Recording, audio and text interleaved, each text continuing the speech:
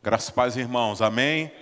Sempre é uma alegria enorme poder estar aqui com vocês, rever amigos e irmãos de longas datas. E não tem como a gente entrar neste lugar e não lembrar das maravilhas que Deus opera aqui. Muitos aqui, essa geração nova, talvez não me conheça, mas nós viemos para Jerusalém quando começamos praticamente a congregar nesse templo. E antes dos distritos e posteriormente as igrejas serem criadas, nós congregávamos aqui, depois fomos para o grande galpão, e muitas coisas Deus fez nas nossas vidas. Então é uma alegria muito grande poder rever amigos e irmãos queridos. Amém? Louvado seja Deus pela vida de cada um de vocês. Louvado seja Deus por essa nova geração. E nós louvamos ao Senhor porque a bondade e a misericórdia dEle se renova a cada manhã. Amém, queridos? Eu quero pedir que você abra a sua Bíblia. Na primeira carta de Paulo aos Tessalonicenses, nós vamos ler um versículo apenas. Em 1 Tessalonicenses, no capítulo 5, nós vamos ler o versículo de número 19. O apóstolo Paulo, ele está no final dessa carta, dessa primeira carta, dando as orientações finais, e ele então escreve para a igreja que está ali reunida, e ele diz o seguinte no versículo 19. Todos acharam? Quem achou diz amém. Quem não achou diz misericórdia. E quem não trouxe Bíblia diz perdão, Senhor. Mas você pode olhar para a projeção ali, amém? 1 Tessalonicenses, capítulo 5, versículo 19. Vamos ler todos juntos. Diz assim a palavra do Senhor: não apagueis o Espírito. Você pode repetir novamente comigo e repetir bem forte para que o seu vizinho aí, quem está sentado ao seu lado, à sua direita e à sua esquerda possa ouvir. Vamos ler então. Não apagueis o Espírito. Mais uma vez, vamos lá. Não apagueis o Espírito. Amém. Feche os seus olhos. Eu quero orar novamente. Senhor, Tu reinas sobre todos. Não existe, ó Deus, nada maior do que o Teu poder. E diante do Teu altar e da Tua presença, nós nos reunimos nesta noite. Ó Deus, já entoamos cânticos de adoração e celebração ao Teu nome.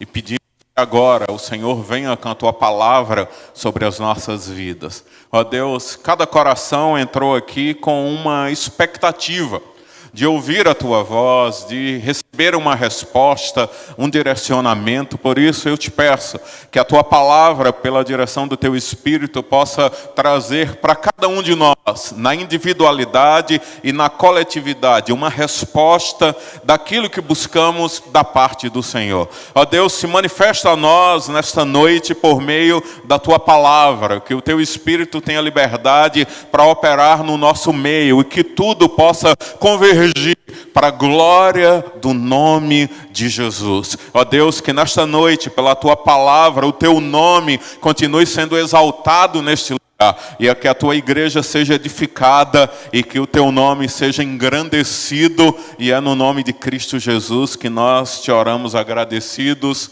Amém, amém e amém. Você pode dizer amém? Amém. Louvado seja o nome do Senhor. Amém, irmãos.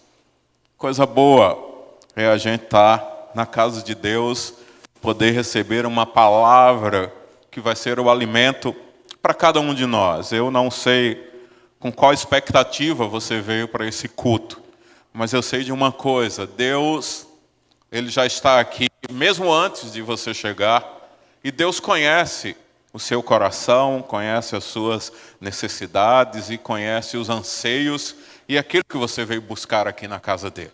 Nós costumamos falar que todo culto é um momento de entrega, porque nós, à medida que nos entregamos a Deus, Ele vai respondendo aquilo que nós buscamos. Então, todo culto é esse momento oportuno, onde eu e você temos o privilégio e a oportunidade de nos derramarmos diante da presença de Deus. Declarar que Ele é Senhor sobre as nossas vidas, que Jesus é o nosso Salvador e que sem Ele nós não podemos fazer nada. E como nós cantamos aqui e celebramos alegremente, nós declaramos que Ele vive, que Ele é o Senhor das nossas vidas, o Deus da nossa história. Você pode dizer amém? Então todo culto é esse momento especial. E quando a palavra de Deus é ministrada, ela deve ter prioridade sobre tudo aquilo que nós vivemos aqui. Porque Deus fala conosco através da sua palavra. Deus se manifesta a nós confirmando a sua palavra. Deus responde a mim e a você através da palavra. E o Espírito traz essa revelação da palavra de Deus, do que Deus quer nos ensinar, do que Deus vai falar ao seu coração, é por meio do Espírito. E por causa disso, o apóstolo Paulo, ele escrevendo aos irmãos lá, aos Tessalonicenses, ele adverte para que eles não apaguem o Espírito. Paulo está dizendo que é uma necessidade e que eu e você temos que ter essa consciência, que nós não podemos deixar o fogo do Espírito se apagar nas nossas vidas. Por que é que Paulo, irmãos, faz essa advertência? Porque é possível que muitas pessoas, por diversos motivos, tenham deixado esfriar o fogo do Espírito dentro do seu coração. Tenha se distanciado da presença de Deus e não sente mais aquele calor, aquela paixão, aquele prazer em estar na presença de Deus, em estar congregando, em estar aprendendo através da palavra, nas ministrações das células, nos cultos. Paulo está falando a respeito de algo muito importante. E para que esse fogo não se apague, é necessário que eu e você entenda que é preciso haver uma manutenção. E quando a gente fala em manutenção, você pode pensar em diversas áreas da vida. Por exemplo, se você tem um veículo, esse veículo você está utilizando para ir para o trabalho, você está utilizando para ir para a escola, você utiliza para vir para a igreja, para visitar um familiar, para fazer uma viagem. Mas esse veículo ele necessita de algo chamado o quê? Manutenção. Porque se não tiver manutenção, embora de imediato você não tenha sinais de que o carro precisa de manutenção, vai chegar a um ponto que ele vai parar. É aquele carro que precisa ser trocado o óleo a cada 5.000 quilômetros, 10.000 quilômetros. E o motorista vai dirigindo e ignora os sinais no painel de que já chegou a hora de parar para fazer a manutenção. E ele continua dirigindo e seguindo, e ele negligencia os sinais que o próprio painel daquele veículo está apontando para ele. Vai chegar uma hora que aquele carro corre o risco de quê? De parar, e mais do que isso, de bater o motor, de ter um problema grave. Por quê? Porque houve uma negligência com a manutenção. Quando a gente fala em manutenção, a gente tem que lembrar que nós precisamos aplicar isso em diversas áreas das nossas vidas. Por exemplo, você tem um jardim na sua casa. E para que esse jardim continue florido, bonito e produtivo, é necessário que haja o quê? Manutenção. Porque se não tiver manutenção, as ervas daninhas podem crescer ali e pode tirar não só a beleza daquele jardim, mas pode matar as suas plantas. Quando a gente fala de manutenção, a gente pode pensar também em um atleta que precisa estar treinando constantemente para manter o seu porte, o seu condicionamento físico. E esse treino nada mais é do que uma manutenção. E se ele para, a tendência é que ele não alcance o seu objetivo. É que ele não mantenha aquela forma física. Todos nós sabemos aqui, né, que para perder peso é um trabalho e um esforço e uma disciplina. Agora, para encontrar peso, rapaz, é fácil demais e rapidinho. Mas se não tiver manutenção, a gente acaba se perdendo. O que o apóstolo Paulo está falando, irmãos, quando ele escreve aos Tessalonicenses é isso. Ele está dizendo, há uma necessidade que haja uma manutenção na vida espiritual de vocês, para que o fogo do Espírito ele não se apague. Assim como você leva o seu carro para revisões periódicas, assim como você vai para a academia porque você tem que manter o seu corpo saudável, assim como você cuida do seu jardim, da sua plantação, da sua horta, da sua lavoura, há uma necessidade, irmãos, que eu e você tenhamos essa preocupação também em manter o fogo do Espírito, para que ele não se apague nas nossas vidas. E quando a gente fala do fogo, é um símbolo do Espírito. Desde o encontro de Moisés com Deus, quando ele vê aquela sarça ardente e ela não se consome, até o dia da descida do Espírito, quando os discípulos, os apóstolos, estavam reunidos ali no dia de Pentecoste. E a Bíblia diz que a manifestação do poder de Deus foi como se fogo, línguas como fogos, bola de fogos sobre cada um deles. Então o fogo é esse símbolo do Espírito. E quando a gente fala de fogo na Bíblia, a gente tem que lembrar que fogo representa também purificação. Manter a chama do Espírito em nós acesa, o fogo do Espírito em nós, é manter uma vida de santidade, onde nós estamos sendo purificados, tratados por Deus, cuidados por Deus, desenvolvendo uma espiritualidade sadia que glorifica ao nome do Senhor. Você pode dizer amém? Amém. Nós não podemos negligenciar esse alerta que o apóstolo Paulo faz aos irmãos, escrevendo aos Tessalonicenses. E essa mesma mensagem de Paulo para aquela igreja é pertinente para os nossos dias.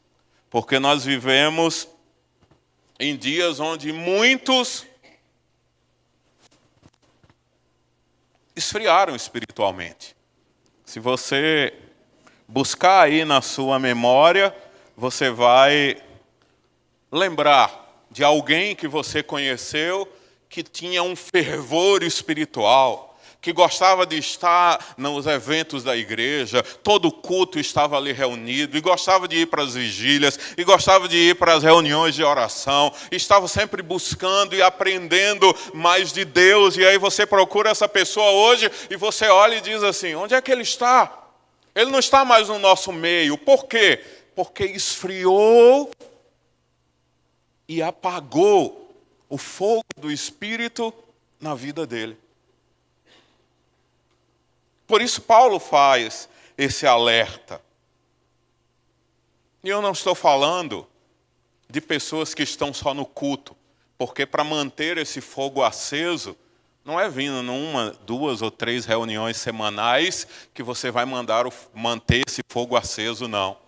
Para manter esse fogo aceso, você precisa diariamente estar fazendo a manutenção. Diariamente estar alimentando ele. Hoje, a igreja, ela, especificamente aqui no Brasil, ela desenvolveu uma característica que quando nós olhamos para a palavra é preocupante.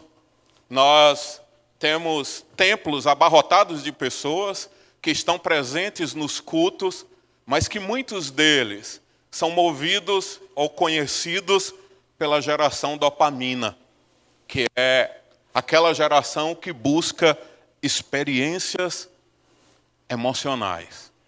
Em outras palavras, são pessoas que vão para o culto, mas para eles a ideia de culto é na esfera da alma apenas, é um culto almático, ou seja, o culto só é bom se eles sentiram arrepio, o culto só é bom se tal pessoa pregar, o culto só é bom se tal grupo ministrar o louvor, o culto só é bom se tal pastor pregar.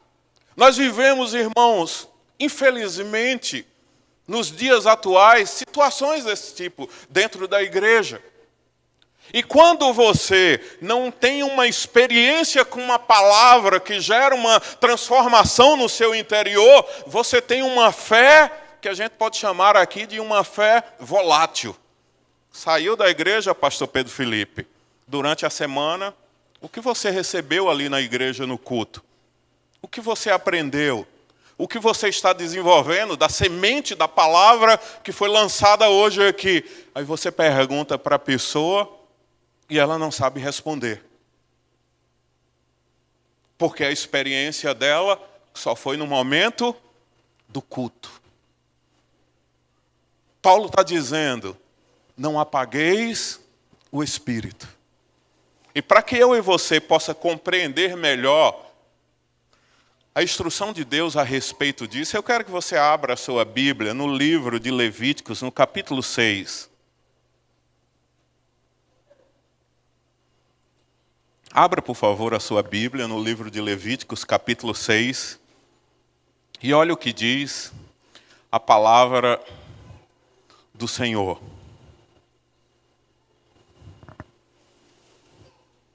O texto sagrado, nós vamos ler a partir do versículo de número 8. Quando Deus, então, fala a Moisés para dar uma orientação a Arão, a família sacerdotal. E olha o que diz o texto sagrado.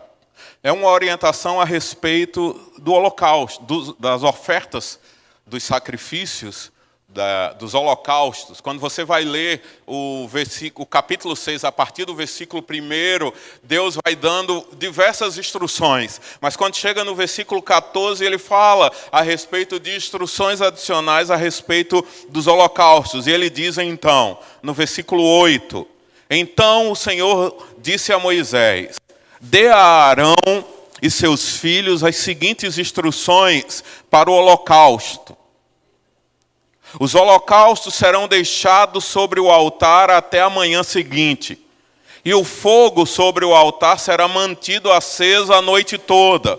E pela manhã, depois que o sacerdote de serviço tiver vestido suas roupas oficiais de linho e as roupas de baixo, também de linho, limpará as cinzas do holocausto e as colocará ao lado do altar. Versículo 11.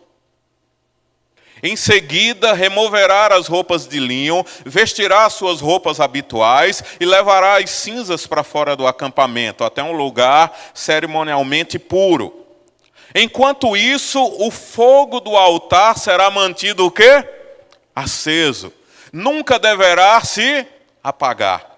A cada manhã, o sacerdote acrescentará mais lenha ao fogo, arrumará sobre ele o holocausto e queimará nele a gordura das ofertas de paz. Versículo 13. Lembre-se de que o fogo deverá ser mantido aceso no altar o tempo todo e nunca deverá se apagar. Quando a gente olha, irmãos, para a instrução que Deus dá a Arão e aos seus filhos através de Moisés, Deus está dando uma instrução sobre a família sacerdotal, como eles deveriam executar o trabalho no templo do Senhor. E hoje, essa atribuição de manter o fogo aceso é de todos nós. Porque Deus nos constituiu. O apóstolo Pedro, escrevendo em uma das suas cartas, ele diz que nós somos o quê? Sacerdócio real, nação santa, povo escolhido. A responsabilidade agora do sacerdócio recai sobre cada um de nós. É minha essa responsabilidade de manter o fogo do Espírito aceso na minha vida. É sua essa responsabilidade de manter o fogo aceso na sua vida, na sua casa. Essa responsabilidade é de cada um de nós. E Deus então orienta Moisés para falar a Arão como eles deveriam proceder, como eles deveriam agir diante disso. E a orientação de Deus, repetidas vezes, é que o fogo do altar não poderia se apagar. Porque esse fogo Quem acendeu foi Deus em cada um de nós. Mas a responsabilidade da manutenção, diga assim, é minha. É minha. É nossa essa responsabilidade. Para que possamos manter este fogo aceso. Não é do pastor, não é do seu líder de célula, não é do professor da EBD, não é do líder do louvor. Essa responsabilidade é sua. Não é do seu marido, não é da sua filha, não é do seu pai. Essa responsabilidade é sua. É uma responsabilidade individual de manter o fogo do Espírito, que representa uma comunhão íntima com Deus.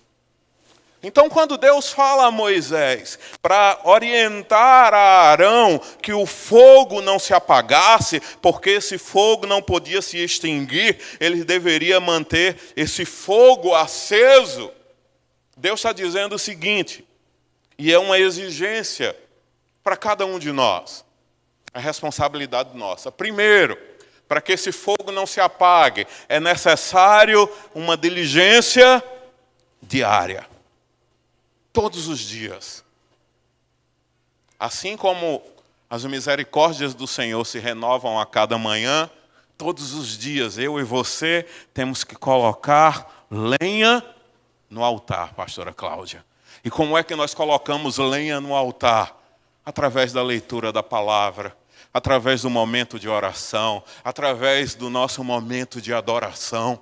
Todas as vezes que você desenvolve a oração, a leitura da palavra, a adoração, você está mantendo essa chama acesa.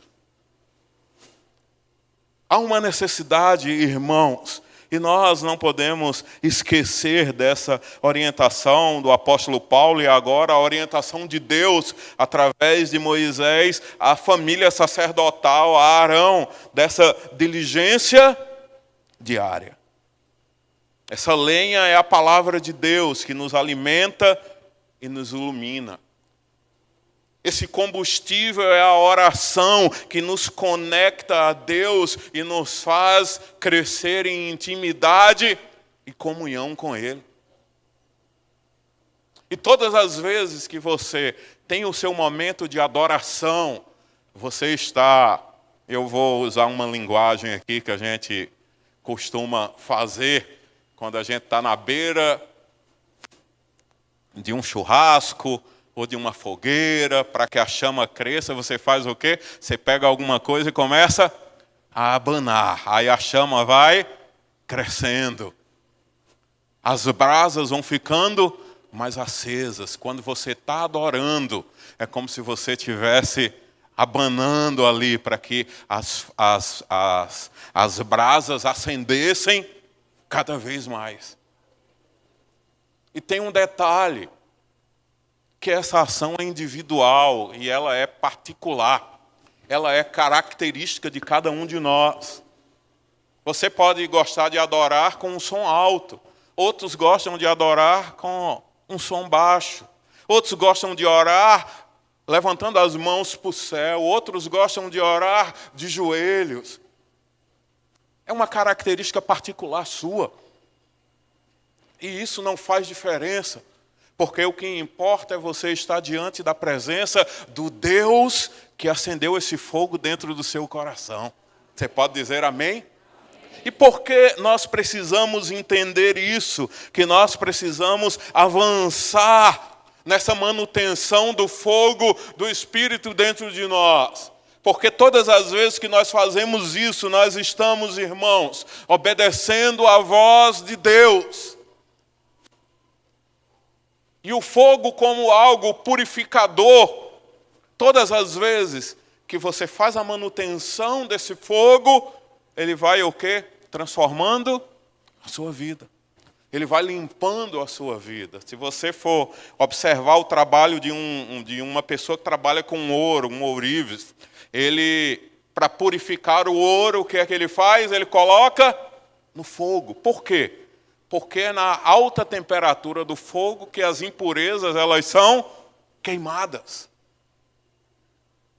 Tem ações, comportamentos, atitudes, manias, vícios em cada um de nós, que só vão sair quando nós mergulharmos nesse fogo do Espírito. Você pode dizer amém? Amém.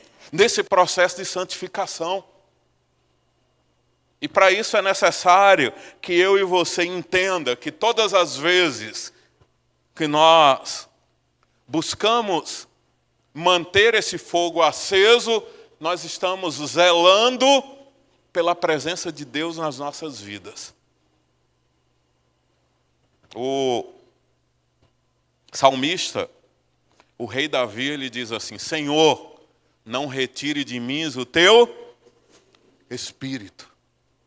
Davi tinha essa consciência de que sem o Espírito nós não podemos fazer nada daquilo que Deus espera que façamos.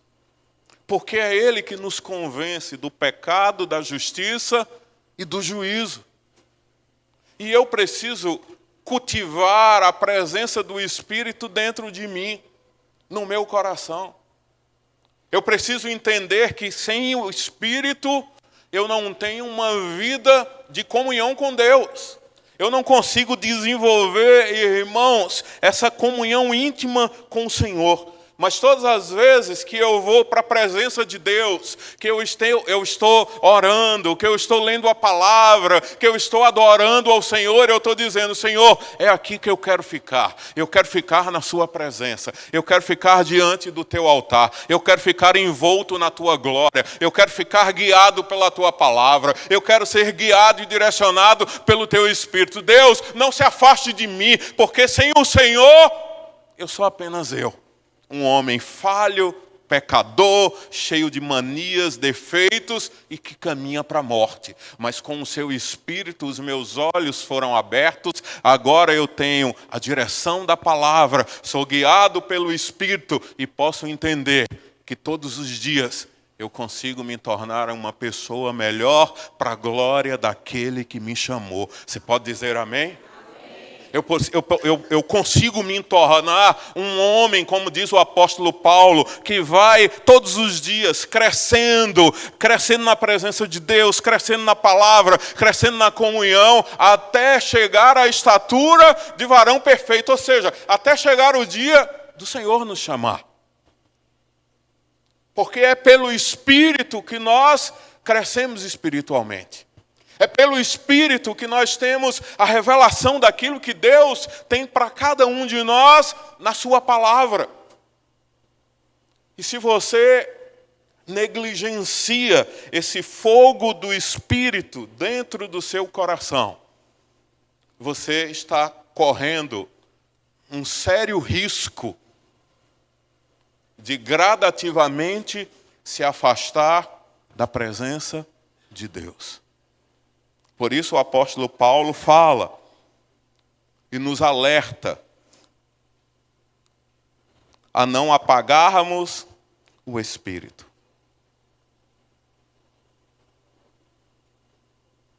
Quando a gente, irmãos, entende qual é o ministério do Espírito Santo. Jesus falou: eu vou para o Pai, não vos deixarei órfão.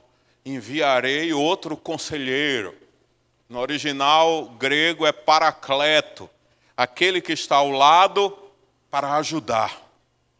E Jesus fala a respeito do Espírito, ele diz assim: e ele vos fará lembrar tudo aquilo que eu vos ensinei. E ele convencerá o homem do pecado, da justiça e do juízo. Se eu negligencio o Espírito na minha vida, o pecado facilmente vai me laçar. O pecado facilmente vai me seduzir. A tentação facilmente vai me vencer. Mas quando eu faço a manutenção de que o fogo do Espírito permaneça aquecendo o meu coração, esse mesmo Espírito, ele agora nos guia, nos alerta, nos orienta, nos mostra se ele está triste, porque Ele é uma pessoa, e Ele nos dá sinais de que se nós estamos no caminho certo ou não. Nós vamos realizar no próximo final de semana, nos dias 1, 2 e 3, lá no Eruxalai Centro, o Seminário do Espírito Santo.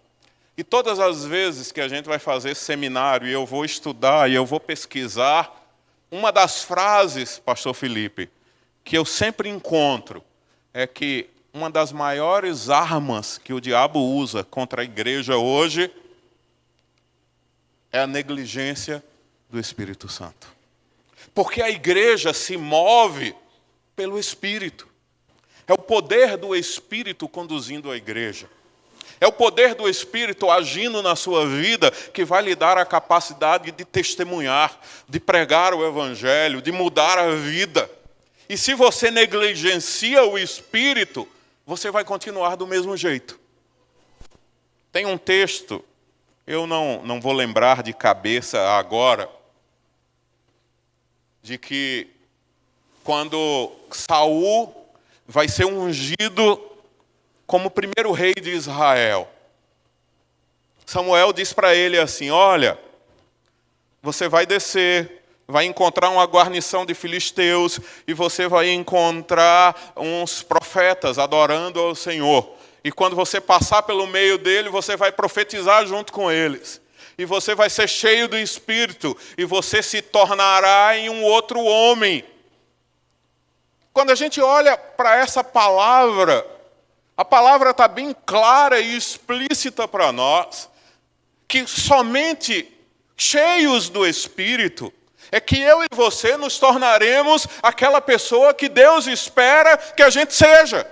Porque não é na força da carne, não é no intelecto humano, não é no conhecimento próprio, não é no poder aquisitivo. Eu e você só vamos chegar no centro da vontade de Deus se nós tivermos continuamente esse fogo do Espírito, que quer dizer a própria presença dEle, o direcionamento dEle, todos os dias na nossa vida.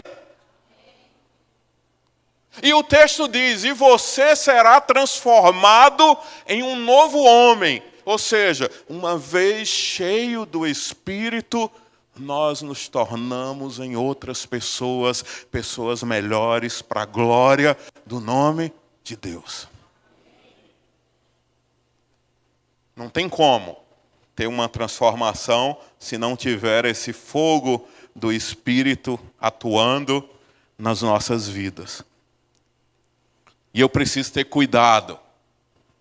E quais são os sinais de que esse fogo precisa ser aumentado dentro de mim? Um dos primeiros sinais é quando eu estou indiferente com as coisas de Deus, ou eu sinto apatia para as coisas de Deus. Eu não tenho mais alegria, eu não tenho mais prazer, eu não tenho mais satisfação em estar na casa de Deus, em se envolver nas coisas de Deus, em buscar a presença de Deus. Opa! Isso é um sinal de que esse fogo está diminuindo e ele precisa ser aceso novamente. Ele precisa de manutenção. Porque quando você está com esse fogo latente dentro do seu coração, você quer mais. Você está buscando a presença de Deus. Você está buscando o direcionamento de Deus. Você sabe que tudo que acontece na sua vida não é ao acaso, não é achismo. É somente uma coisa: Deus está guiando os meus passos em todos os momentos. Você pode dizer isso? Deus está guiando os meus passos em todos os momentos. Mas para Deus guiar os meus passos através do Espírito em todos os momentos, eu tenho que colocar tudo diante dele. Eu tenho que consagrar tudo a ele. No livro de Provérbios, a palavra de Deus diz assim: consagre ao Senhor os seus bens, os seus planos, e você será bem sucedido. Mas eu preciso o quê? Consagrar. Agora, quando eu falo, não, mas é uma coisa simples. Eu não preciso ocupar Deus com isso, pastor Felipe. Vou trocar de carro, eu vou ocupar Deus com isso. Eu mesmo vou lá, eu já entendo um pouquinho. eu já sei qual é o carro que eu quero comprar. E se você não pede a direção do Espírito, meu irmão, você pode entrar em uma furada. Você pode entrar em uma furada. Mas quando você coloca tudo diante do Senhor, um negócio que você vai fazer, um documento que você vai assinar, uma decisão que você tem que tomar, quando esse fogo está ardendo dentro de você, que é a própria presença do Espírito, você sabe que não pode fazer isso sozinho. Você tem que pedir o direcionamento dele. E todas as vezes que a gente pede o direcionamento do Espírito, ele tem prazer em nos responder. Ele tem prazer em nos orientar. Eu já vivi, irmãos, testemunhos tremendos de tomar uma decisão ciente de que o Espírito estava me guiando. E quando eu olhei o resultado, eu disse assim, meu Deus, como foi que eu consegui fazer isso? Aí na mesma hora veio aquele estalo na mente. Você não conseguiu sozinho, você conseguiu porque foi o direcionamento do Espírito sobre a sua vida. Eu estava em São Paulo, e aí eu fui por conta própria, era um momento muito turbulento na universidade. Ia ter um evento no Rio de Janeiro, e eu já estava em São Paulo, e liguei para o meu chefe à época, e disse assim, vai ser autorizado eu ir para o Rio de Janeiro, para o evento, representar a universidade? Aí ele disse, olha, não vai ser possível, os cortes no orçamento, nem o reitor vai. Aí eu amém, aí eu fui orar. Aí Deus disse assim, vá por conta própria. Eu já estava em São Paulo, de São Paulo para o Rio é mais perto do que Juazeiro para o Rio. Eu disse, eu vou pegar um ônibus aqui de noite, chego lá de manhã e vou para o evento. Aí assim eu fiz, e fui orando e pedindo a direção a Deus e dizendo, Senhor, o que é que o Senhor tem para mim aqui? Aí quando eu chego no hotel, que fui tomar o café, quem é a primeira pessoa que eu encontro? O dirigente da universidade que disse que não iria e que não podia, ele não tinha dinheiro nem para ele nem para mim ir. Eu dou de cara com ele no café da manhã. Aí eu disse, rapaz, que bom ver você aqui. Que bom que você desistiu de desistir. E aí ele disse, vamos para uma reunião ali. Eu falei, não, a minha reunião é à tarde. Agora de manhã eu vou para uma reunião particular. E eu fui me reunir com um diretor de um projeto. E eu sempre pedindo ao Espírito Santo, me guie, me oriente, por que é que eu estou aqui? Eu sabia que Deus tinha algo especial para mim ali. E aí aquele diretor daquele projeto, a gente estava tomando café na casa dele, e ele disse assim, eu quero contratar o seu serviço e o do seu filho. Eu não tenho mais convênio com a universidade, eu quero contratar particular. O seu filho tem empresa? Eu falei, tem sim, e está pronto para trabalhar. Para resumir a história, irmãos, eu voltei com a certeza desse negócio. E aí, quando eu voltei no ônibus para São Paulo, o Espírito Santo estava dizendo, eu tinha algo especial para você. O valor desse contrato que a gente assinou foi o valor do salário que meu filho ganha o ano todo trabalhando. Nenhum contrato, pastor Pedro Felipe. E quando eu olhei para trás, eu disse assim, meu Deus, como o Senhor é poderoso. Não era para mim estar naquela reunião, falaram que eu não poderia ir, mas o Senhor disse, vá, que eu tenho algo especial para a sua vida.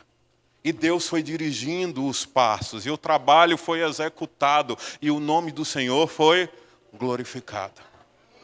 Todas as vezes, irmãos, que você está fazendo a manutenção desse fogo que é o próprio Espírito dentro de você, você tem a consciência que você não pode dar um passo sem pedir a direção dele.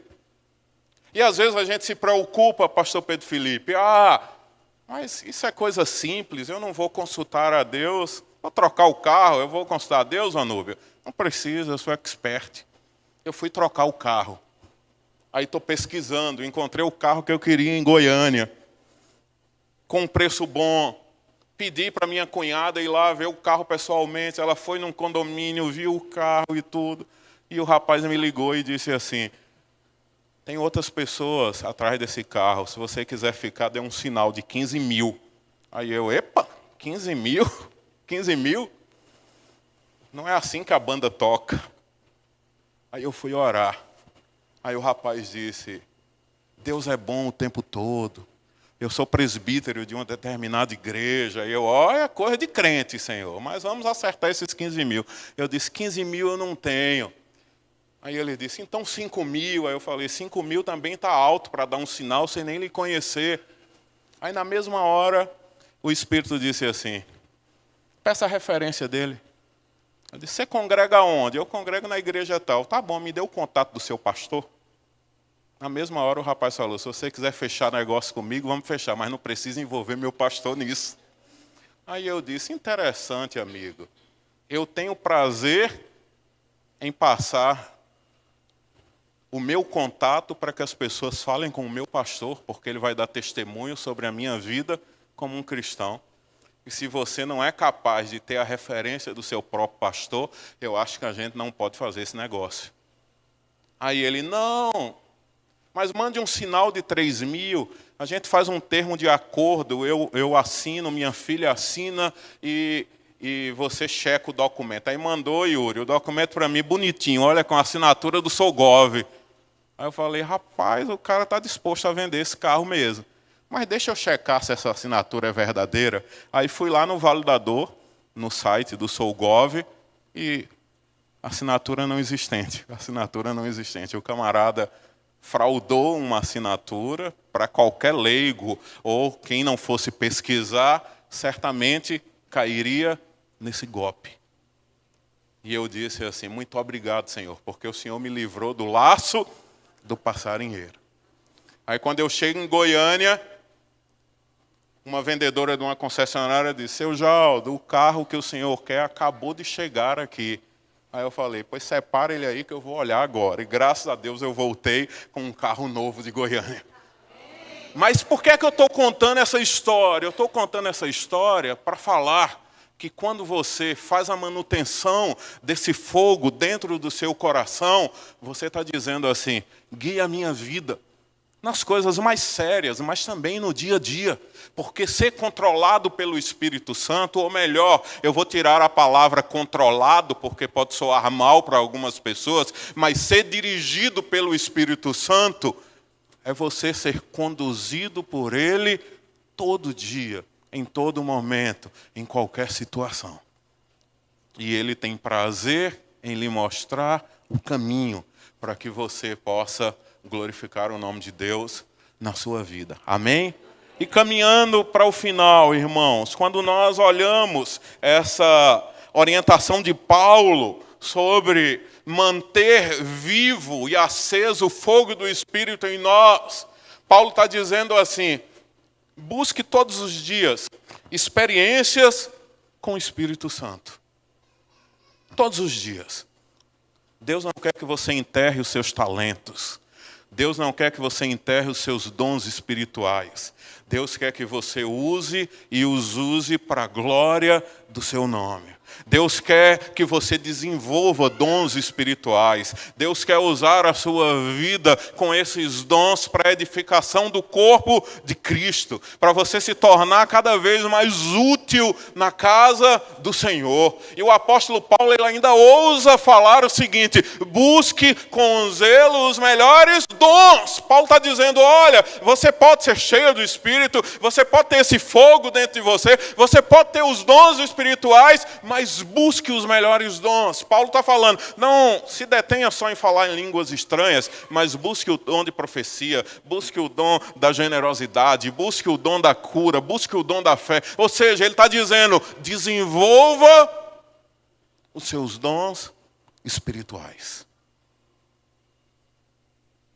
Eu conheço um bocado de gente que Deus deu os dons, Deus deu talentos, mas que infelizmente estão enterrados. Mas eu quero lhe dizer, aquele mesmo Deus que lhe deu os dons, Ele é poderoso para desenterrar hoje, para que você possa cumprir o propósito dEle. Amém?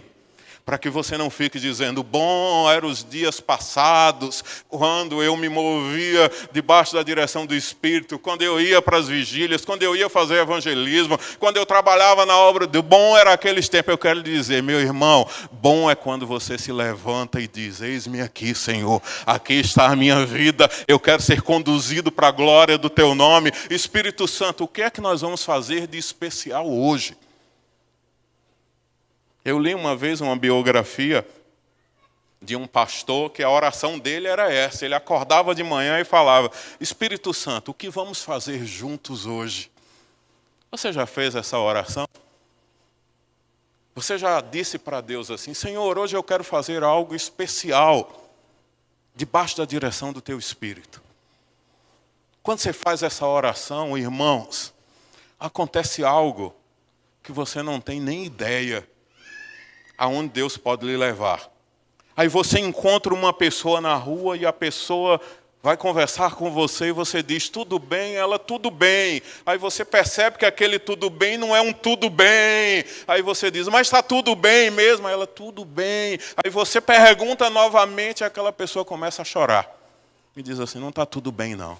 Eu estou enfrentando um problema no meu trabalho, alguém está me perseguindo, eu estou correndo o risco de ser demitido, ou eu estou com um problema na minha família e aconteceu isso no meu relacionamento, ou eu contraí uma dívida.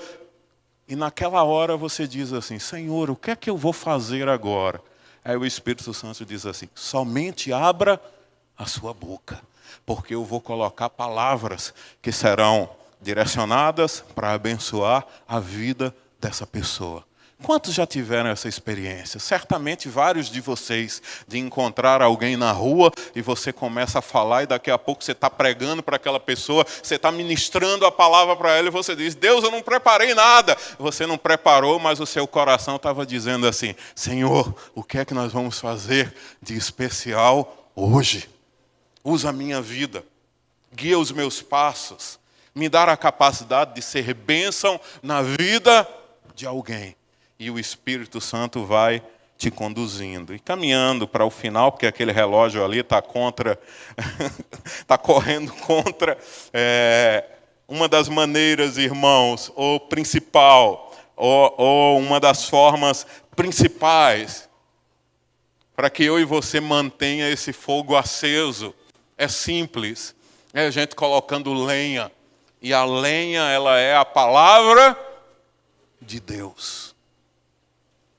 Não existe fogo do Espírito ardendo no seu coração se não tiver uma palavra latente lhe alimentando todos os dias. Abre, por favor, rapidinho aí a sua Bíblia em 2 Crônicas, no capítulo 34, nós vamos ler a partir do versículo 14. Segundo livro de Crônicas, capítulo 34, a partir do versículo 14. Olha o que diz esse texto, que é um texto belíssimo e que fala a respeito da palavra de Deus. Segundo livro de Crônicas, capítulo 34, versículo 14, diz assim o texto sagrado: enquanto estava retirando a prata recolhida no templo do Senhor, o sacerdote Ilquias encontrou o livro da lei do Senhor, escrito por Moisés. E Ilquias disse a Safá, secretário da corte: encontrei o livro da lei no templo do Senhor. E Ilquias entregou o livro a Safá. Safá levou o livro ao rei e relatou: seus oficiais estão fazendo tudo o que lhe for ordenado. A prata recolhida no templo do Senhor foi entregue aos supervisores e trabalhadores. Safá também disse ao rei: o sacerdote Ilquias me entregou um livro. E Safã leu o livro para o rei. Quando o rei ouviu o que estava escrito na lei, rasgou as suas roupas, em seguida deu estas ordens a Ilquias, a Icã, filho de Safá, e a Aquibom, filho de Micaia, a Safã, o secretário da corte, e a Asaías, conselheiro pessoal do rei: vão consultar o Senhor por mim e por todo o remanescente de Israel e de Judá. Pergunte a respeito das palavras escritas no livro que foi encontrado. Olha que coisa interessante. O templo está sendo reconstruído. E Ilquias encontra o livro que estava perdido dentro do templo.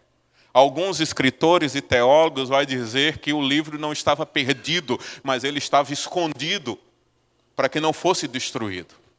Então, aquele livro, o livro da lei, ele é levado até o rei. E quando o rei ouve o que estava escrito no livro da lei, a Bíblia diz que ele rasga as suas vestes e se arrepende, clamando a Deus por misericórdia. Quando eu e você, irmãos, olhamos para esse texto de 2 Crônicas, capítulo 34, e observamos que Josias, quando ouve a palavra de Deus, alguns teólogos vão dizer que era uma porção do texto do livro de Deuteronômio, ele então clama a Deus arrependido. Ou seja, a palavra foi lida, encontrada, lida, e gerou uma transformação naquele que ouviu. É essa a lenha que faz o fogo do Espírito constantemente manter-se aceso dentro de nós. É uma palavra que gera em nós um comportamento de uma resposta àquilo que nós lemos. Todas as vezes que você ler a palavra, você vai responder a palavra de uma forma particular, individual. O rei Josias, ele se arrependeu e ele foi pedir uma orientação e que se consultasse a Deus a respeito daquilo que estava escrito e daquilo que ele ouviu.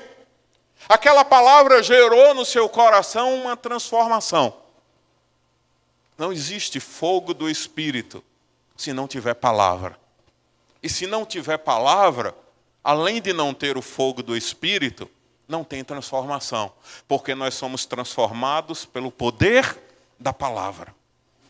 Jesus, na oração sacerdotal, Evangelho de João, capítulo 17, ele diz assim: Pai, santifica-os na verdade. Ele está orando por nós, viu? O Senhor Jesus está orando por você e está orando por mim.